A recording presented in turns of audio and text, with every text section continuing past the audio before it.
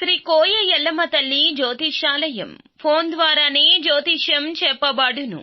విద్య, ఉద్యోగం, వ్యాపారం, ప్రేమించిన వారు దూరం అవ్వడం, భార్యాభర్తల మధ్య గొడవలు, అత్తకోడళ్ల మధ్య మనస్పర్ధలు, కుటుంబ సమస్యలు, ఆర్థిక సమస్యలు, పెళ్లి కుదరకపోవడం, సంతానం ఆలస్యం కావడం, స్త్రీ పురుష వశీకరణం, చెడు ప్రయోగ నివారణ మొదలగు ఎటువంటి సమస్యలకైనా పరిష్కారం చూపగలరు. స్త్రీ పురుషులకు ఎటువంటి సమస్యలు ఉన్నా నమ్మకంతో కాల్ చేయండి. Phone number 8125456625. రాత్రిలోపు ఒక పెద్ద మనిషితో పెద్ద గొడవే జరుగుతుంది. ఏమిటి ఆ గొడవ?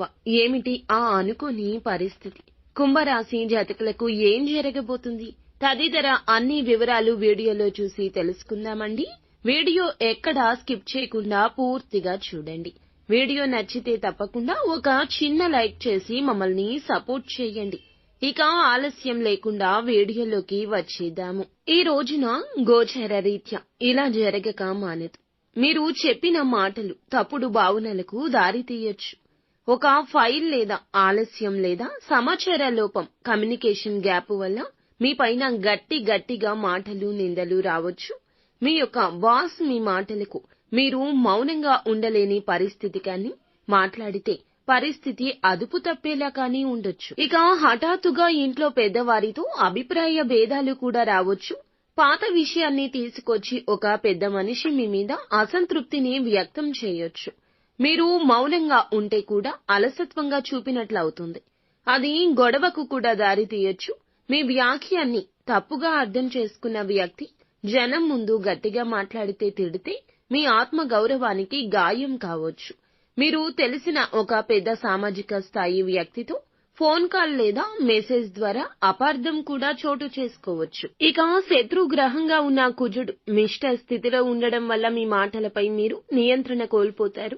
అంతగా తప్పు చేయకపోయినా సరే దోషం మీకే అనిపించేలా వాతావరణం మారుతుంది.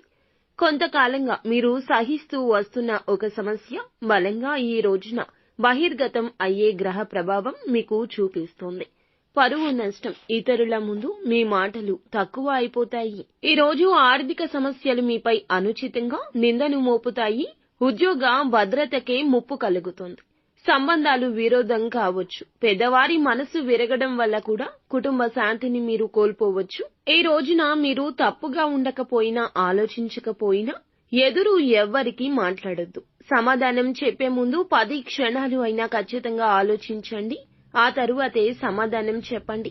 పరిష్కారం కావాలి అనుకుంటే మౌనం ఒక్కటే మీకు ఆయుధం. సోషల్ మీడియా మెసేజ్ల్లో స్పందించేటప్పుడు 1కి 2 సార్లు ఖచ్చితంగా చదవండి, వినండి.